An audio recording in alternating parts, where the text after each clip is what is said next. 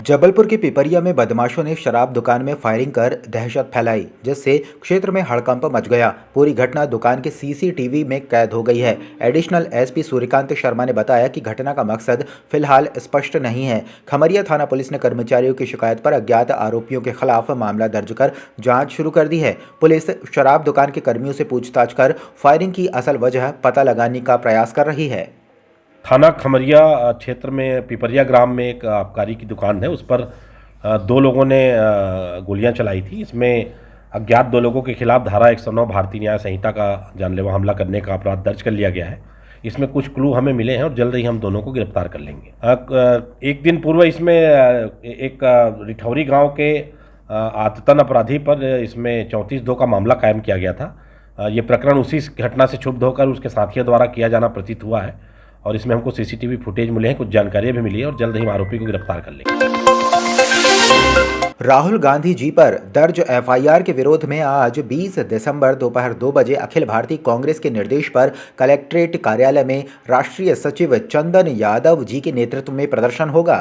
सिर्फ जबलपुर के घंटाघर में ही नहीं, पूरे देश के इस तरह से हर एक चौक चौराहे पे इस तरह का प्रदर्शन हो रहा है। प्रदर्शन का एकमात्र कारण है पूरा देश जिस तरह से देश का गृह मंत्री ने बाबा साहब अम्बेडकर जो सभी के नेता थे, जिन्होंने खास करके सभी वंचित वर्गों के नेता थे, सभी वर्गों के नेता थे, उनके खिलाफ जो उन्होंने जो बयान दिया, जो उनका अपमान किया, इससे पूरा देश क्रोधित है।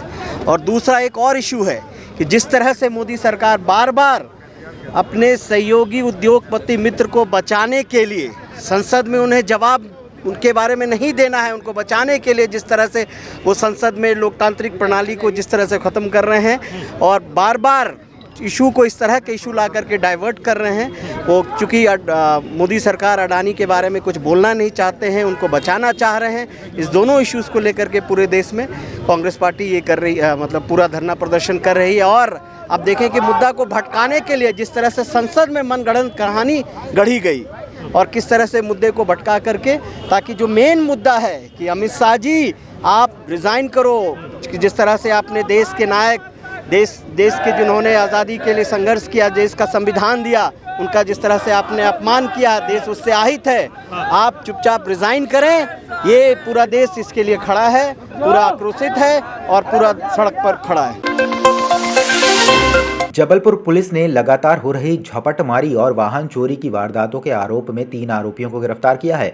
आरोपियों ने Napier town, Bhanwartal garden, Gwarighat और मेडिकल कॉलेज से झपटमारी और मोटरसाइकिल चोरी की वारदातें स्वीकार की है। पुलिस ने आरोपियों से चोरी के कपड़े, 5 मोबाइल, 1000 रुपये नकद और चोरी की मोटरसाइकिलें बरामद की हैं। धारकों की पहचान के लिए जाँच जारी है।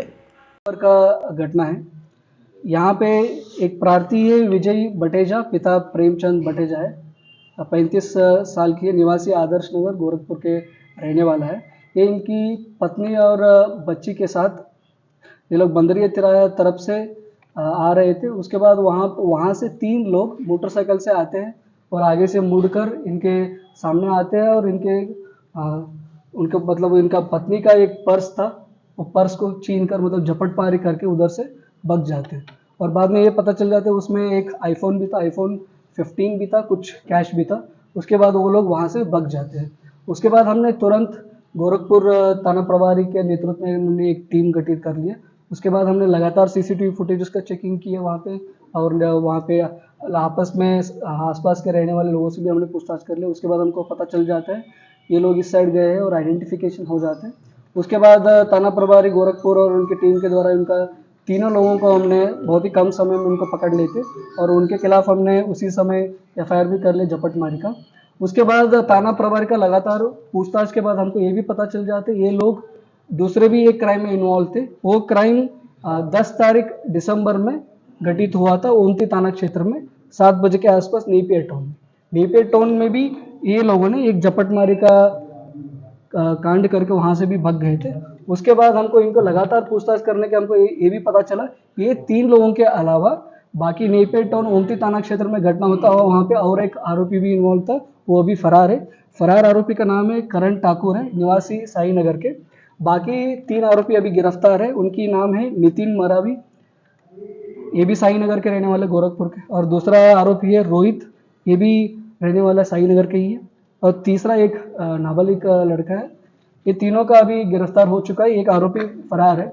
बाकी इनका पूछताछ करने के बाद, शक्ति से पूछताछ करने के बाद इनके लोगों के तरफ से टोटल 5 मोबाइल फ़ोन का रिकवरी हुआ है। मतलब ये लोग लगातार झपटमारी की काम करते थे, उसमें हमने ये पता चला इनकी तरफ से, और इनकी तरफ से टोटल 5 मोबाइल की फ़ोन की ये हुआ है, बरामदगी हुआ है। और इसके अलावा एक बिना नंबर प्लेट का भी एक मोटरसाइकिल भी बरामदगी हुआ है, और इसके अलावा 1,000 रुपये का भी कैश का भी इनके तरफ से रिकवरी हुआ है।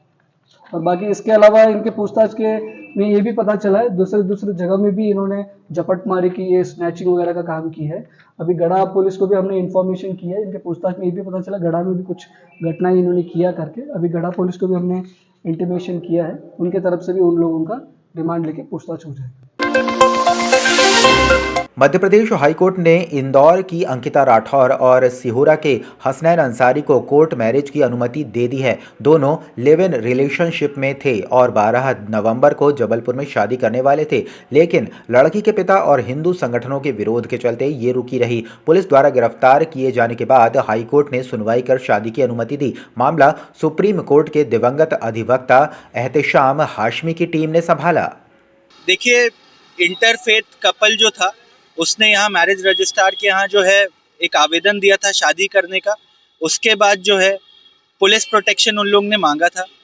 इसके बाद कोर्ट ने 22/10 को सिंगल बेंच ने पुलिस प्रोटेक्शन दे दिया था, जिसके खिलाफ जो अपोजिट पार्टी थी, जो बच्चों के जो घर वाले हैं, जो शादी से सहमत नहीं थे, उन्होंने माननीय उच्च न्यायालय के समक्ष एक अपील दाखिल करी।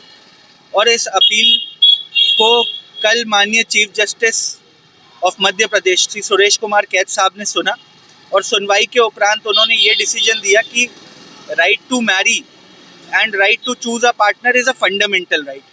और स्पेशल मैरिज एक्ट के प्रोविजंस के अंतर्गत जो है लोगों को अपने पसंद का पार्टनर चुनने और उनसे शादी करने का अधिकार है, अगर वो प्रोहिबिटेड कैटेगरी में नहीं आते। तो कोर्ट ने इन बच्चों के पक्ष में फैसला देते हुए ये कहा है कि बच्चों को शादी करने की अनुमति प्रदान करें। सीधी में अतिथि विद्वान डॉक्टर रामजस चौधरी ने आरएसएस ज्वाइन करने और जय श्री राम के नारे लगाने के दबाव का आरोप लगाया। इनकार पर उन्हें प्रताड़ित किया गया और बर्खास्त कर दिया गया। उन्होंने एमपी हाईकोर्ट में याचिका दायर कर न्याय की मांग की। कोर्ट ने कार्रवाई के निर्देश दिए हैं। तो मैं जब 26 जुलाई को मेरे को जान से मारने की धमकी मिली, तो उसकी मैंने से रात के ही मैंने जो अपनी जो है तो डर के समय के जो है अपने गृह जिला सतना चला गया, और व्हाट्सएप के माध्यम से जो है तो एसपी महोदय को और कलेक्टर महोदय को जो है तो मैंने व्हाट्सएप में भेजा। फिर 27 जुलाई को जो है तो मैंने रिटर्न में जो है पंजीकृत डाक से भेजा एसपी साहब को, टीआई साहब को और कलेक्टर साहब को, हायर एजुकेशन को। तो ये हुआ। उसके बाद जो है कोई कार्रवाई नहीं हुई। लगातार मेरे पर जो है जो नौकरी निकालने से की धमकियाँ मिलती रह गई। पहली मुझे नौकरी से निकालने की धमकी 24 फरवरी को ही मिली थी। ये हुआ। फिर उसके बाद 12 सितंबर को जैसे ही मैं कॉलेज से अपनी ड्यूटी ऑफ करके निकलता हूँ घर के लिए, तो वाहन के लिए खड़ा होता हूँ रोड पे। जैसे वाहन के लिए इंतज़ार करता हूँ तो 3 लोग जो है इन लोग जो है आए और पीछे से मेरे ऊपर जो है लोहे की राड लाठी डंडे से जो है तो प्राण घातक हमला कर दिए और जाति सूचक गाली दिए। चमरवा साले, तू अभी बहुत शिकायत करता है। राजकिशोर तिवारी, संदीप कुमार शर्मा, विपेंद्र तिवारी, डॉक्टर सुरेश तिवारी, प्राचार्य श्रीमती गीता भारती और SR भारती की। हाँ, एक मामला है सीधी का। सीधी जिला में एक कॉलेज है, government art and commerce college Majhua में। वहाँ एक गेस्ट फैकल्टी टीचर है जो कि शेड्यूल कास्ट कम्युनिटी से बिलोंग करते हैं। उनके लिए आरएसएस ज्वाइन करने के लिए महाविद्यालय के प्रिंसिपल ने और कुछ टीचरों ने कंपेल किया कि आप आरएसएस ज्वाइन करके वहाँ सेवा दीजिए। कुछ बाहर के लोगों ने भी प्रिंसिपल के सामने उनको बुरी भली बात कही और इस पर धमकी दी कि यदि आप ये काम नहीं करोगे तो आपके खिलाफ़ कार्रवाई की जाएगी। इसके बावजूद भी उसने ज्वाइन नहीं किया तो उसको एक बाथरूम में, कॉलेज की बाथरूम में लगभग 1 घंटे बंद रखा गया। बड़ी मुश्किल से वहाँ से वो निकला। उसके कुछ दिन बाद इस घटना की उसने रिपोर्ट की, कोई कार्रवाई नहीं हुई। द्वारा पुनः उस व्यक्ति को बुला करके प्रिंसिपल के सामने और दबाव दिया गया कि यदि आप इस कार्यक्रम में भाग नहीं लोगे, संस्था ज्वाइन नहीं करोगे तो आपको नौकरी से बाहर कर दिया जाएगा। फिर भी उसने वो सारी बातें नहीं मानी, तो उसका जो मोबाइल है, मोबाइल भी उन लोगों ने छीन करके और उसको पूरा पत्थर से डिस्ट्रॉय कर दिया। 12 सितंबर को उसके ऊपर प्राणघातक हमला हुआ। जिन लोगों ने किया बाय नेम, उस व्यक्ति ने शिकायत दी, संबंधित थाने में दी, एट्रोसिटी थाने में दी और एसपी को दी। उस पर भी कोई कार्रवाई पुलिस अथॉरिटी द्वारा नहीं की गई। तो उसने 9 तारीख को यहाँ के हाई कोर्ट में याचिका फाइल की और 10 तारीख को उसका कॉलेज के प्रिंसिपल ने टर्मिनेशन आदेश जारी कर दिया, सेवाएं समाप्ति का आदेश जारी कर दिया। 12 तारीख को उसके खिलाफ़ भी याचिका दाखिल की गई। इन दोनों याचिकाओं की आज एक साथ सुनवाई थी, जिसमें माननीय न्यायालय द्वारा जनहित याचिका में सुनवाई करते हुए उसको निराकृत कर दिया। याचिकाकर्ता को आदेश दिया है कि एसपी और टीआई के विरुद्ध आप धारा 4 एट्रोसिटी एक्ट के तहत कार्रवाई करें सक्षम अथॉरिटी में, और जो बाकी दोषी हैं जिन्होंने हमला किया है उनके खिलाफ़ आप आपराधिक कार्रवाई करने हेतु सक्षम न्यायालय में परिवाद दाखिल करें। और वो याचिका उन्होंने निराकृत कर दी। दूसरी याचिका जो टर्मिनेशन से संबंधित है, उसकी सुनवाई 5 जनवरी को माननीय न्यायालय द्वारा सिंगल बेंच के समक्ष निर्धारित की गई है।